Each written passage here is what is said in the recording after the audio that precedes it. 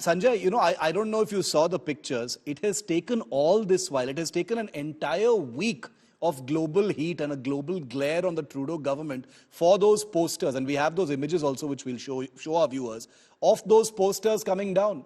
Posters being, brought down from that Sarai Gurudwara. It has taken all this time, 6 days of an uninterrupted glare on Trudeau, for finally someone to issue orders saying, "Acha, freedom of speech humne bola hai, lekin let's change our minds a little bit because the heat is getting too high." My final question to you, Sanjay, now is, looking at what's been happening over not just the last 6 days, you've been looking at this for 38 years, Sanjay, but if I could narrow it down to just the instances of the last few months, the big rallies in Brampton, the calls for a referendum, the threats being issued for Indians to leave Canada and things like that.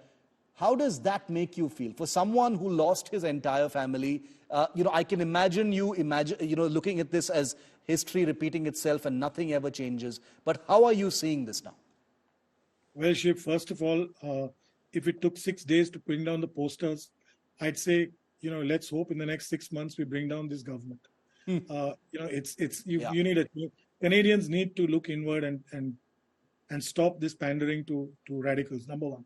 Number two, it's I have seen and watched closely the rallies and the speeches and the hate speeches, and I don't think any civil country democracy should permit that, and it sickens me. It does. It saddens me and sickens me because I know there are some parts of Canada that are so wonderful that would never allow this to happen, and some good governments and some people who would have stepped in.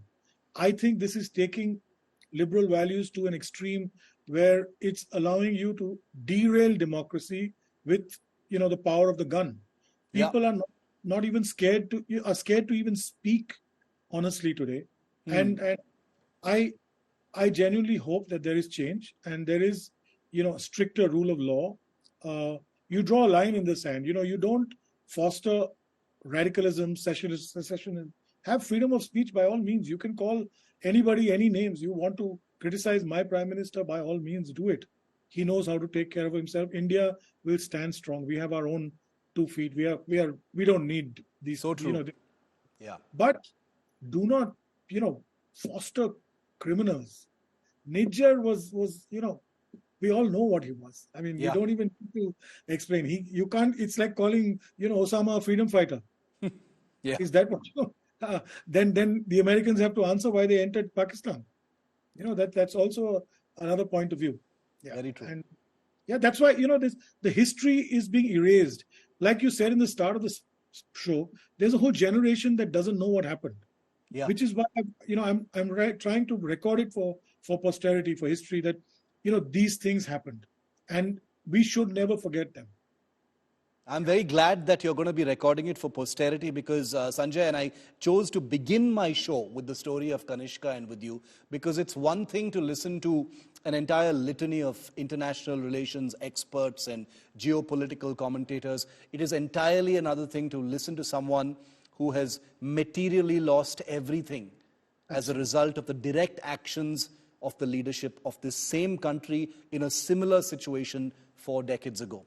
History repeating itself is an easy thing to say, but it is terrifyingly apparent in what we've seen over the last few months and weeks in Canada. Sanjay, Lazar, we always wish you well, wish you peace, and wish you good health and luck in your mission to make sure that people never forget what happened, and let's hope it never repeats itself.